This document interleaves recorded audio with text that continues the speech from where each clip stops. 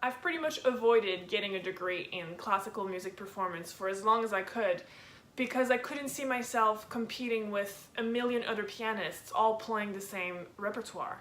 I've always been very lucky with all my piano teachers who have always encouraged me to play something different, to explore different music. I originally did my undergrad studies in jazz, which was a completely impulsive decision, and I found myself in an entirely different musical world and fully out of my comfort zone, but I think it was definitely worth it. It seemed to me that my colleagues were more accepting of musical differences and more welcoming and encouraging of experimentation.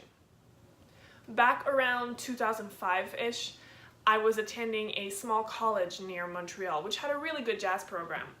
And it was really my first venture into this world. All my classmates and my friends at the time were discovering these artists and bands that were bringing outside influences into what they were doing. And so it's at that time that I discovered Christopher O'Reilly and Brad Mehldau.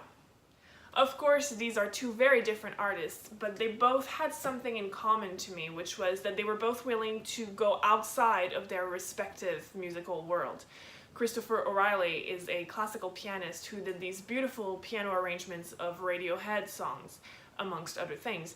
And Brad Mehldau is a tremendous jazz pianist who often does the same thing, where he'll take a rock tune like Black Hole Sun from Soundgarden and play it with his jazz trio. And he's also incorporated classical music in his sets as well.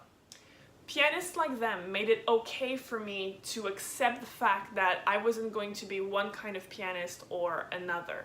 That it's okay to have eclectic taste in musical repertoire and that you don't have to be labeled according to a particular musical style.